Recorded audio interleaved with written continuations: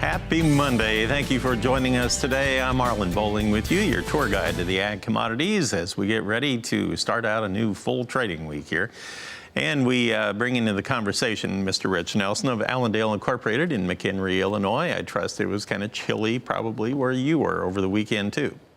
Sure there was. We'll drive in, maybe 19 degrees, I believe, for us this morning. Not as cold as some, but definitely not pleasant here.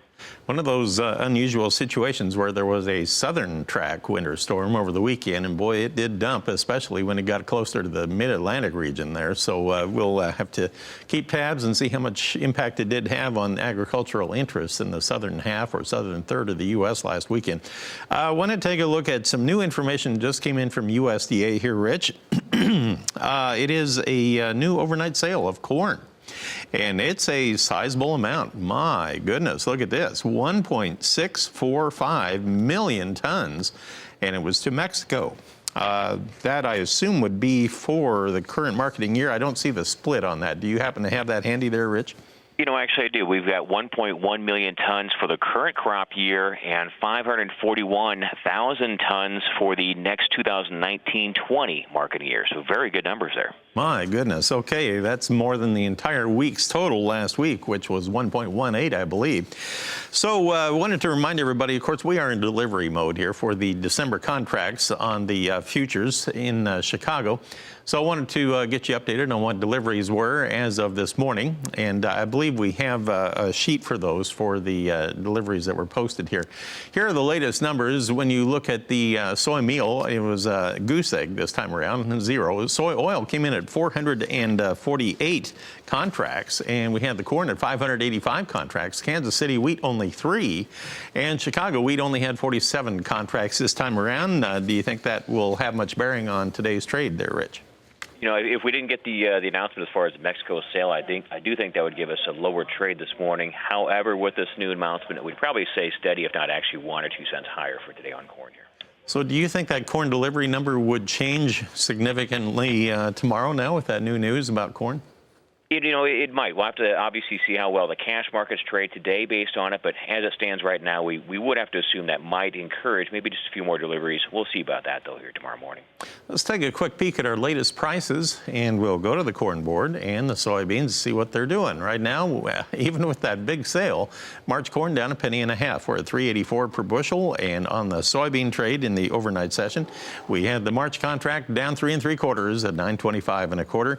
How about the wheat? How is it doing overnight? Well, we had Chicago March wheat 3.5 lower at 5.27 3/4. Kansas City wheat on that March contract would be down 3 1/4. We were at 5.08 3/4. And in the Minneapolis wheat market, we had the March contract trading 4.5 lower at 5.77 on the low of the overnight range. So, Rich, we'll come back in just a moment, and we'll find out what to expect in our livestock trade. We finally had some cash cattle sales develop late last week, and we'll talk about it when we come back after this.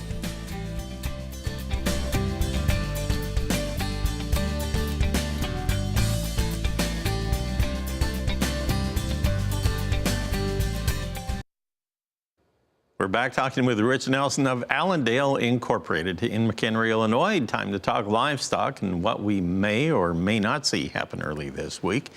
Well, Rich, as we headed into the weekend, there was a big question mark as far as what the cash cattle trade may actually do last week.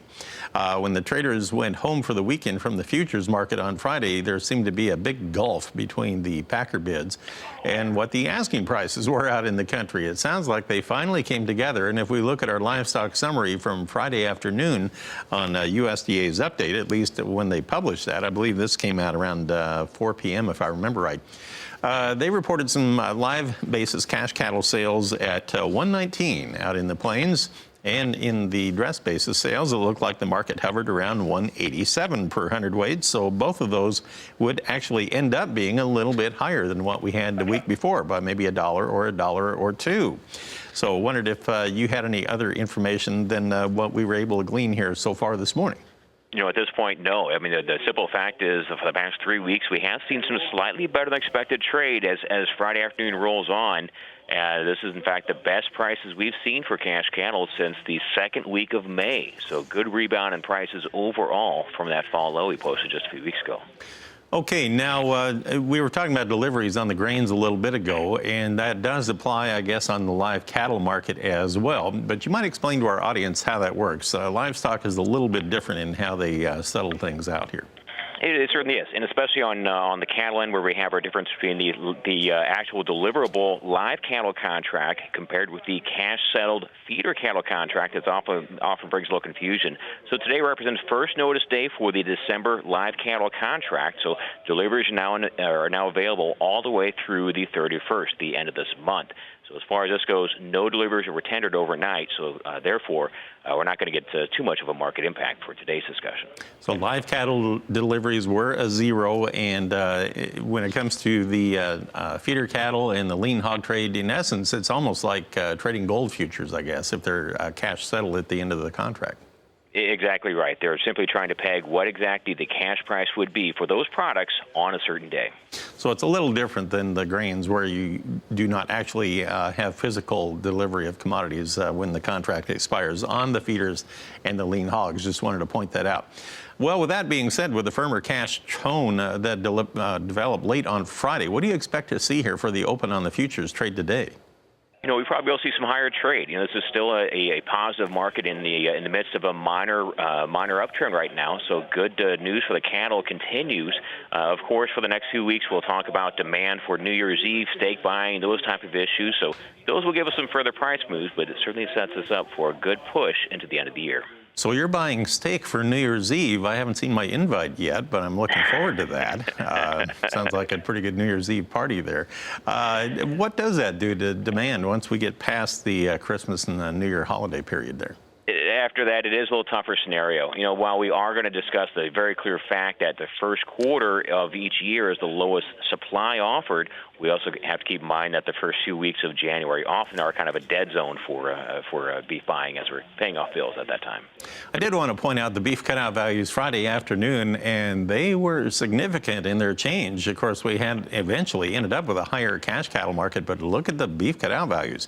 Choice cuts gained $1.62 Friday afternoon. Select cuts up $2.28, back over $200 at $200.50. Meanwhile, the pork carcass cutout values were up $1.51, and the belly market Friday afternoon was $2.25 higher at $126.39. Rich, thanks for all the info. Great to talk with you, and we'll talk to you again soon. Rich Nelson is with Allendale in McHenry, Illinois.